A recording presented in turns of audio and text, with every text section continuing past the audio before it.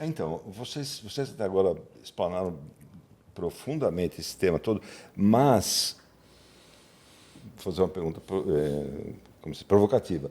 Mas plaqueta, fatores de crescimento, isso aí só tem quando você injeta ou se o camarada se corta, se machuca, ele tem fator de crescimento naquele lugar? É isso. Não, isso faz parte do corpo humano, né? Então, todo sangramento que a gente tem plaquetas, as plaquetas vão formar o coágulo e dentro desse coágulo elas vão liberar fatores de crescimento. Então, por exemplo, o PRP nada mais é do que um concentrado maior de plaquetas que vai tentar aumentar esse processo cicatricial. Mas, como o Demange falou no começo, da casquinha, então toda lesão que a gente tem, seja externa na pele ou seja interna, vai ter sangramento, vai ter formação de coágulo, e nesse coágulo tem plaquetas e fatores de crescimento. As células mesenquimais, células-tronco, elas também existem normalmente no nosso corpo. A medula óssea, por exemplo, é um lugar rico em células-tronco. A gordura também é um lugar rico em células-tronco. E elas são importantes nesse processo de cicatrização também, ou de reparo tecidual, para sinalizar para outras células. Elas podem chamar células diferentes importantes para o processo, e elas também podem se diferenciar na linhagem de célula de cada tecido. Então, tudo que a gente discutiu até agora de PRP e célula mesenquimal não é um produto externo, estranho ao nosso organismo. São produtos produzidos pelo nosso corpo mesmo. Que existem normalmente. Exatamente, né? Exatamente. Então, só que de alguma maneira enriquecidos ou aumentado o número de células ou modificados de alguma maneira ou outra, mas são todos produtos autólogos, né? Autólogo é algo que vem do nosso corpo mesmo. Então, o nosso corpo, né, é a fábrica da célula mesenquimal e a fábrica do PRP. Tá, mas isso aí você vai usar essas substâncias produzidas pelo próprio paciente. Pelo próprio paciente. Né? Isso, você vai fazer uma cirurgia no ombro do camarada, você vai tirar o PRP. Exatamente. PRP do próprio paciente, célula mesenquimal do próprio paciente. Porque quando você mistura tecidos diferentes, isso, o mais comum disso é num transplante, por exemplo, transplante de fígado, transplante de rim, pode existir uma incompatibilidade. E o paciente tem que tomar um supressor o resto da vida. Num caso de uma célula mesenquimal ou de uma plaqueta ou do que for, que fosse de outro paciente, você não precisaria de uma supressão, né, de uma imunossupressão, porque o volume é muito menor do que um transplante de fígado. Só que essas células seriam atacadas pelos nossos glóbulos brancos e acabariam, se perderiam. Então, assim, é do próprio paciente. Ninguém é dono da verdade. A gente investe muito em PRP, autólogo, claro, e célula-tronco mesenquimal. Eu queria também incomodar vocês, doutores, colegas, meus amigos. Daqui para frente, nós temos como base aqui na nossa discussão desses dois trabalhos que vocês participaram, PRP e célula-tronco mesenquimal. E vou misturar um pouquinho aí o aspirado geral da medula óssea. Esse provavelmente não é o ponto final. Eu já imaginava, na altura do campeonato, que nós tivéssemos TGF-beta purificado, acessível, que pudesse estimular uma reparação. Vocês frequentam muitos congressos, discutem com inúmeros ortopedistas, e isso é um ponto de vista interessante para mim, porque vocês agem na prática, usam o produto. Então, eu queria que vocês explanassem para o nosso público, né, que às vezes alguns são leigos, mas são interessados nesse assunto, o ponto em que nós estamos, o futuro, e o que vocês têm de outros elementos biológicos na ortopedia. Claro. Essa é uma pergunta ótima, né? Uma pergunta super boa, porque, primeiro, onde nós estamos, e acho que isso tem que ser muito realístico para a população, quando se usam termos como regenerativo ou algo nesse sentido, muitas vezes a pessoa imagina que a gente está falando em voltar no tempo, né? Em fazer a pessoa ou ficar mais nova, ou fazer a artrose voltar para trás, ou sair da curva normal de envelhecimento, que não é o que a gente tenta, no momento atual, é muito mais tentar trazer o indivíduo mais para a curva normal dele. É isso que a medicina atual, no sistema musculoesquelético, principalmente, busca fazer. Mas aí a gente vai falar, bom, o que acontece? A gente tem, quando olha para dentro da medicina, principalmente quando a gente fala dentro da ortopedia, o restaurar algo já é algo que vem desde lá de trás, né? O tratamento nosso é pegar uma pessoa que quebrou algo, por exemplo, num osso, e ajudar a restaurar, fazer uma fratura, cicatrizar. Isso é um reparo.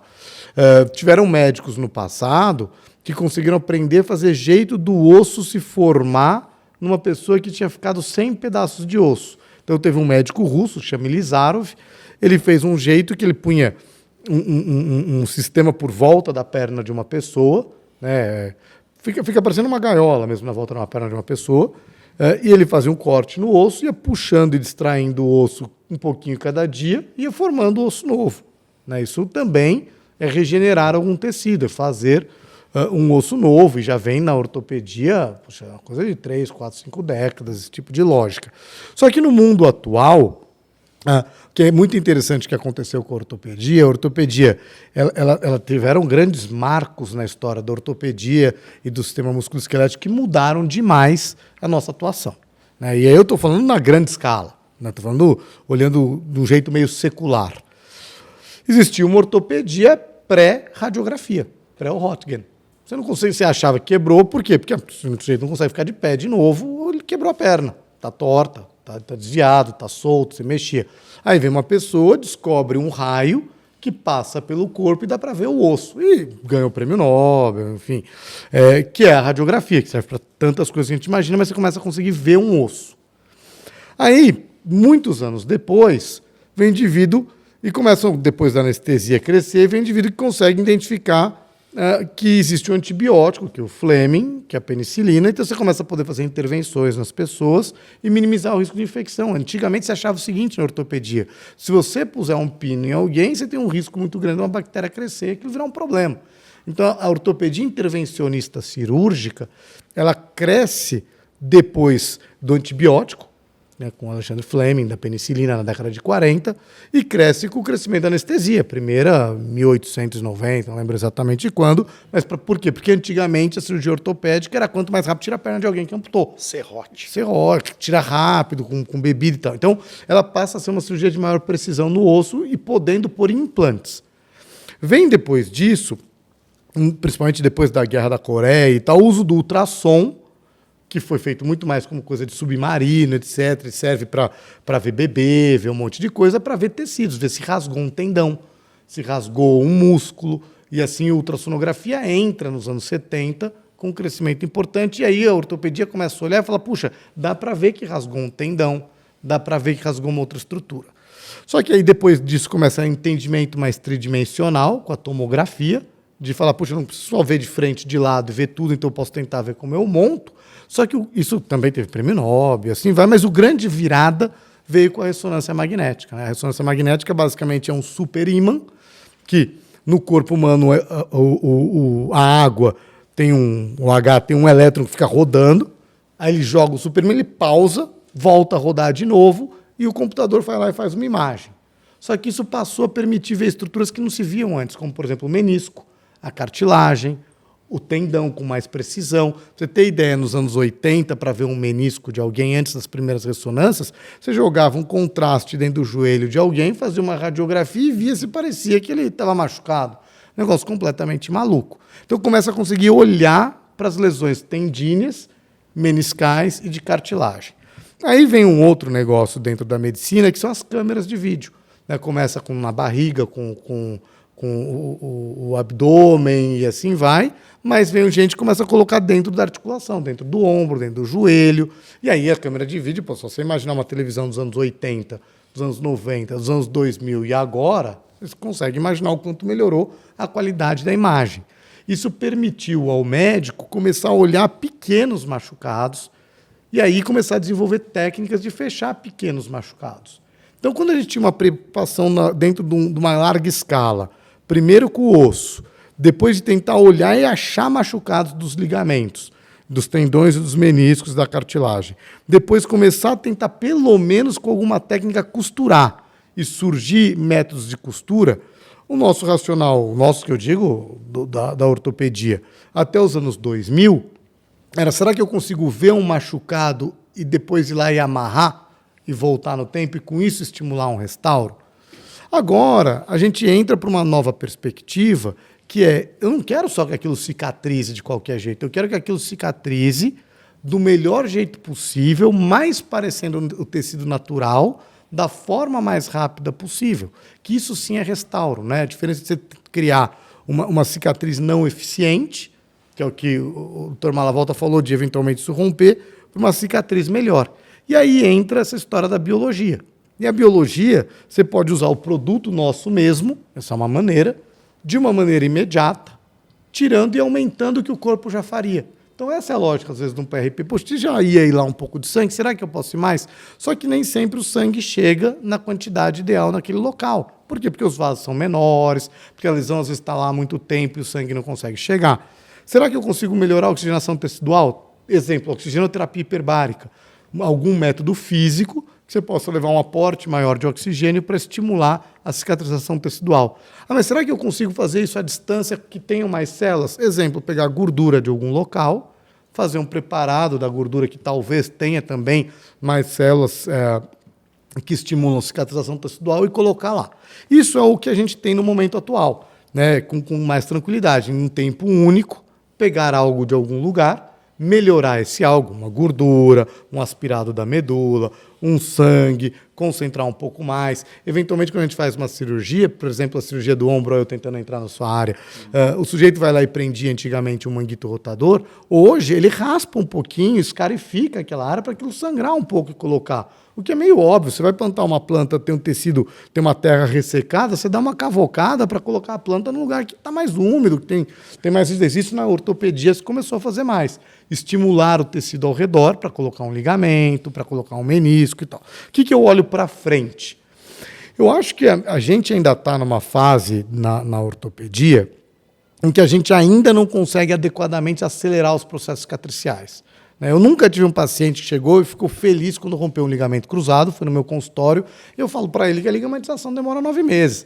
Ninguém fala, nossa, que ótimo, que bom. O pessoal fala, que triste, né? Vou ficar 9 meses até esquiar de novo, até assim vai. Então a gente está entrando numa fase da ortopedia que a gente tem que entender se a gente consegue, durante o método, o período de cicatrização, ou estimular a cicatrizar mais rápido, ou proteger de forma tão eficaz aquela área em que a qualidade de vida não se altere. Exemplo, se eu posso pintar um chão e falar, ó, a tinta demora 2 horas para secar, mas eu consigo colocar um platô aqui por cima que você pode continuar andando à vontade. É muito melhor do que eu não pise na grama ou não pise no chão. Você não muda a qualidade de vida. Braces, sistemas... Por exemplo, tem sistemas que estão se desenvolvendo de implantes, de você colocar junto da cirurgia para você, durante o período que aquele ligamento está se formando, você também poder sobrecarregar mais. Talvez isso aconteça. Só que a gente ainda está numa linha que é one size fits all. O que eu quero dizer com isso? A medicina ainda atual é um tipo de tratamento, teoricamente, ele serve para pessoas diferentes. E está começando a se estudar que, do ponto de vista genético, de polimorfismo, do que o gene faz, as pessoas não são iguais. E aí vem uma nova vertente, que eu acho que vai ser a medicina de precisão. Quer dizer, para aquela pessoa, o melhor tratamento é esse. Como é para aquela pessoa, o melhor enxerto de um ligamento vai ser esse, do que você tem várias opções. Algumas pessoas precisam de um estímulo biológico maior que outras. Por quê? Porque a capacidade cicatricial pode ser diferente. E não de um olhar muito amplo. Hoje o nosso olhar é muito grande. É tipo, pessoas que têm diabetes têm menos chance do tendão cicatrizar adequadamente. Mas isso é um olhar muito amplo, todo mundo. Será que eu não poderia fazer um teste genético específico? O tempo de voltar, opera um ligamento cruzado anterior. A ligamentização ela é mesmo ao mesmo tempo em todo mundo. O risco de relesão. Então, acho que a gente vai para uma medicina de precisão. Só que para ir para a medicina de precisão, você precisa entender genética, que a gente está começando a entender, né? O genoma humano está pronto não há tanto tempo assim. Você tem que ter capacidade de análise de dado em grande escala, Big Data e AI. A gente está entrando no boom da inteligência artificial agora, os supercomputadores, o Big Data. E você tem que ter a capacidade de fazer um produto específico. Por exemplo, você me perguntou, mas será que não poderia fazer da plaqueta, usar só o pedaço, aquilo que eu preciso dela? Mas para a gente poder usar aquilo que a gente precisa, primeiro tem que entender qual é, se é só ele que funciona. Porque no corpo humano, ele é tão complexo que a gente sabe que a plaqueta vai lá e solta um monte de estimuladores, né? O que a gente chama de citocina, mas em última instância são sinais para o corpo fazer, ó, corpo faça isso, corpo faça aquilo, faça um vaso, faça uma cicatriz, faça um colágeno, faça isso. Tanto que cada sigla é isso, né? VGVF, aí vai lá e faz o vaso, PGVF, assim vai, faz um endotélio, faz isso, faz aquilo.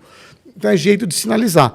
Será que a gente já tem capacidade de entender qual é qual? Porque muitas vezes quando alguém chega para mim e fala assim, putz, eu vou fazer um TGF-beta3 porque isso é o que estimula cartilagem articular. Então vamos tirar e isolar. Eu falo, será que a gente já sabe isso mesmo? Será que a gente já teve a capacidade de fazer análise do funcionamento da nossa máquina humana a ponto de dizer que é só essa citocina que é importante nessa cadeia de cicatrização? Ou se a gente vai cair num erro, né?